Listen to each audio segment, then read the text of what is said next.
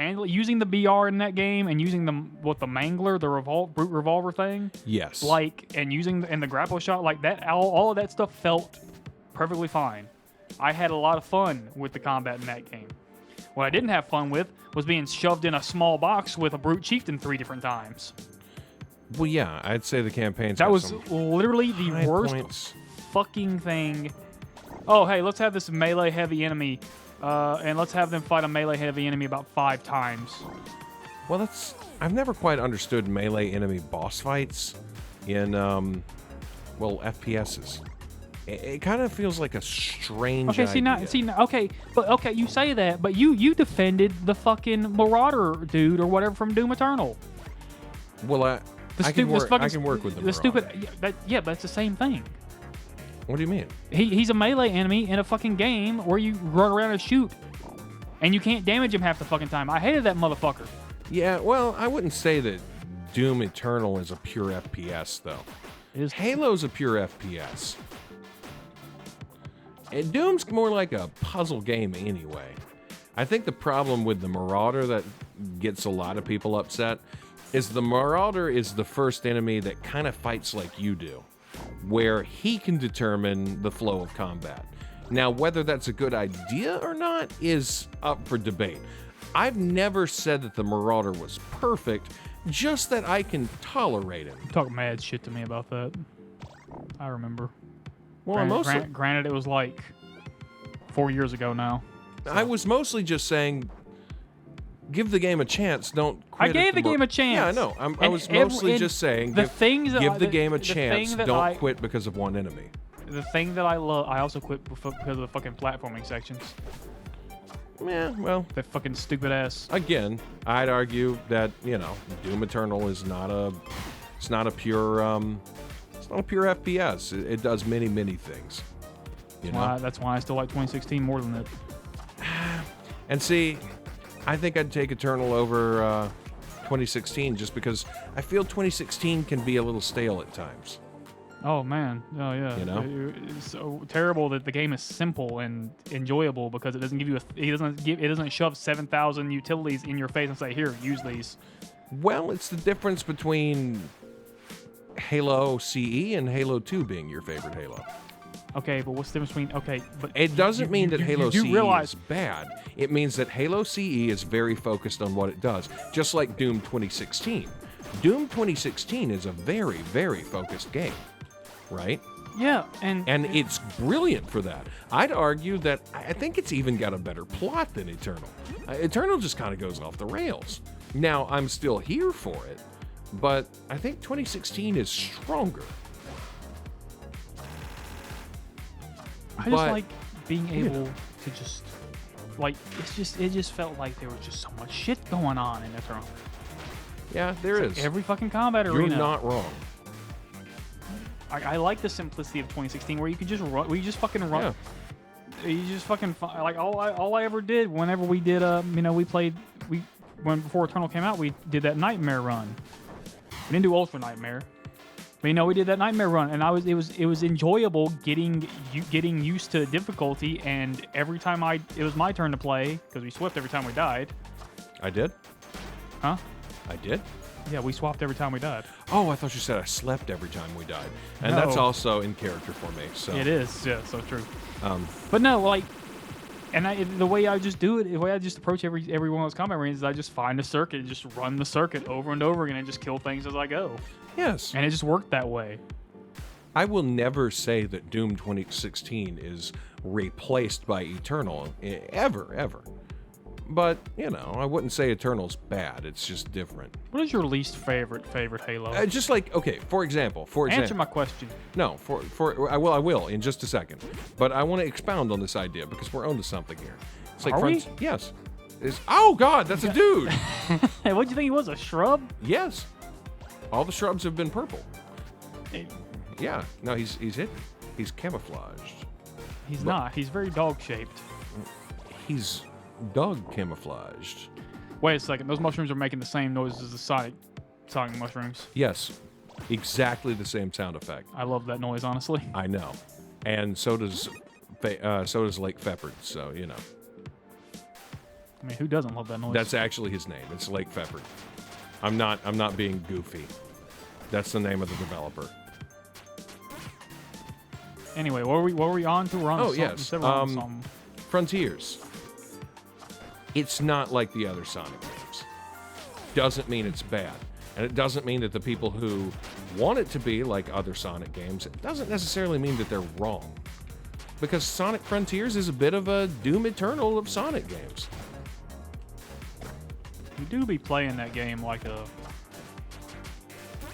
I mean, you like literally have like fighting moves. Yes.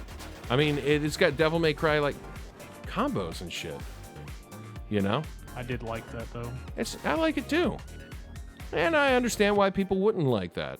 When has Sonic been that combat heavy? In animated shows. Well, Because like I'm on the roof. How'd you get up there and why were you up there? I don't know. Sometimes I just do cool shit. I don't have to think about it. Uh-huh. I'm just awesome that way. Anyway, stop Let's stroking your ego. I am not, sir. You are. No, I mean, like, the only time I ever saw, like, Sonic, like, you know, kick the shit out of robots or anything like that was, like, in, you know... Fuck. Shows and stuff. Yeah. So it's kind of makes sense. Yeah, it's cool. Or the comics. Yeah, the comics. Well, and that also, yeah, there you go. That's kind of the problem with Sonic. So, you prefer Doom 2016 over Eternal.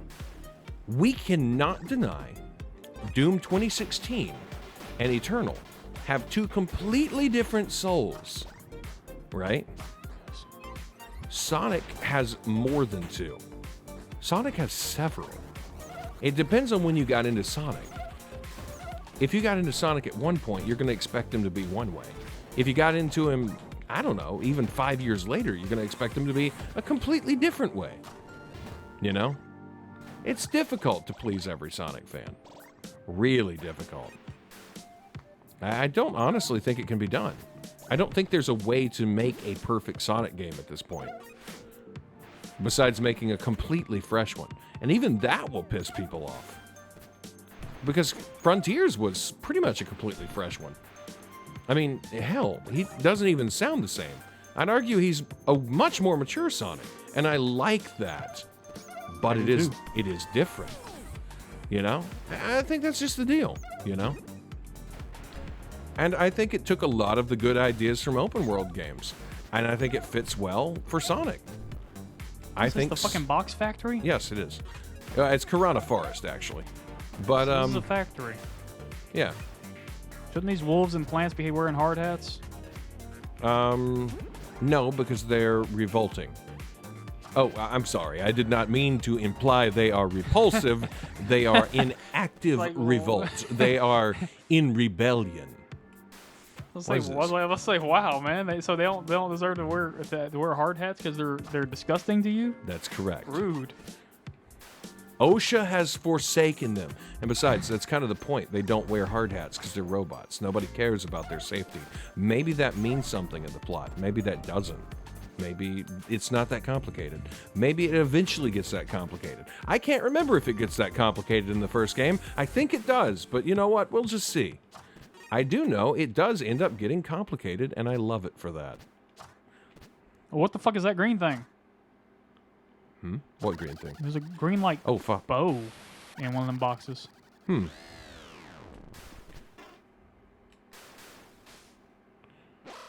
Shit.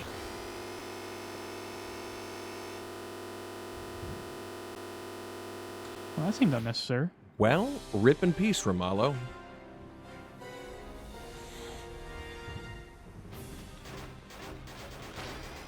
I hope you get used to this this fight theme because it gets used a lot.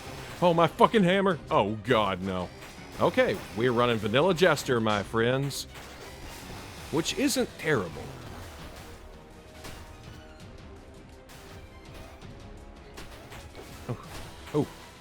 Oh shit. I have terrific news, though. The plot is starting to thick a bit. Shit. Jesus. And the game's starting to get a little more intense. You don't say. Yeah, I love it for this, though. I'm starting to see major set pieces that are going to be plot relevant. Nice try. Okay. See, that's kind of the beauty of this game. It starts out, you're playing it, and it's like, oh, this is a fun little game, and then it's like, all of a sudden, it's like, guess what? It's intense now. Yeah, it's like your one bar of health.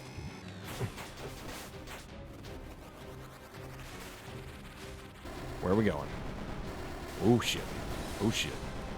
Okay, where are we? Okay. That tower in the background is super plot relevant. You'll see later. Whew. I didn't do anything to him. Yes, it did.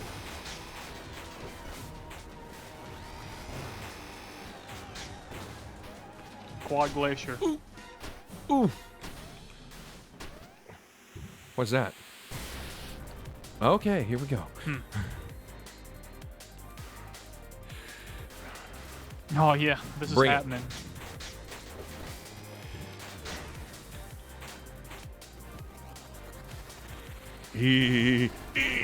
God. Shaking my head.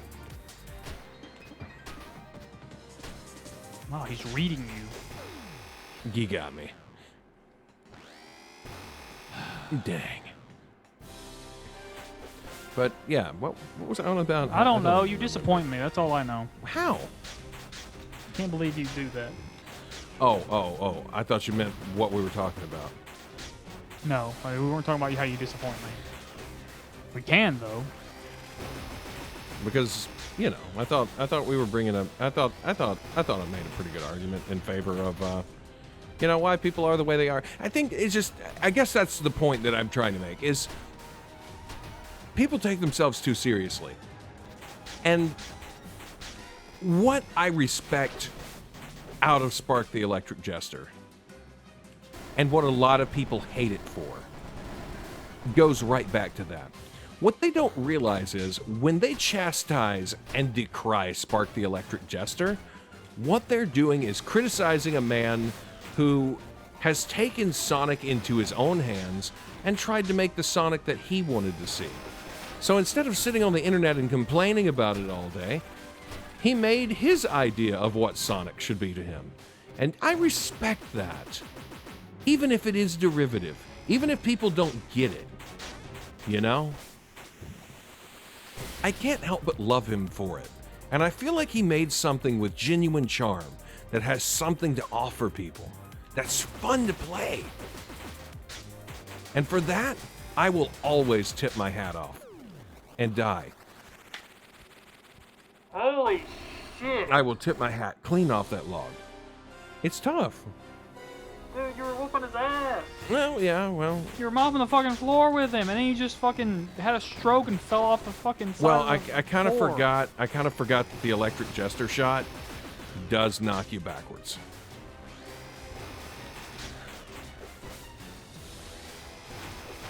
You upset me. You make me sad. You make me sad.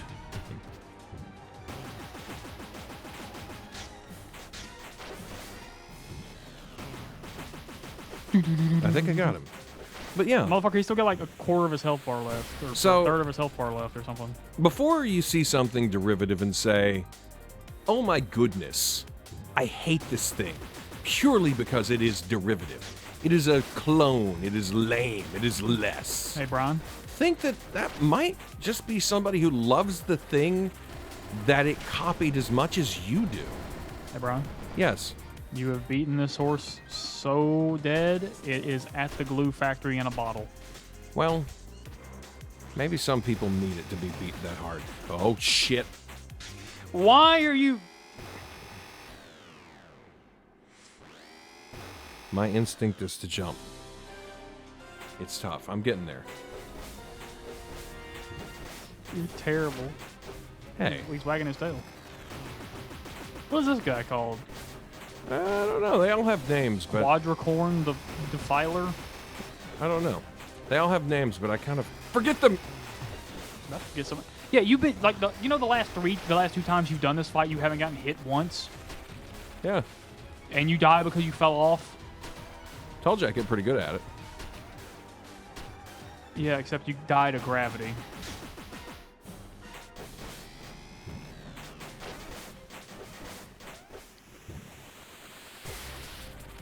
Alrighty.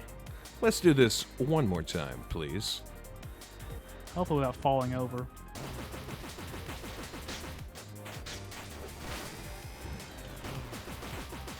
I think I got him.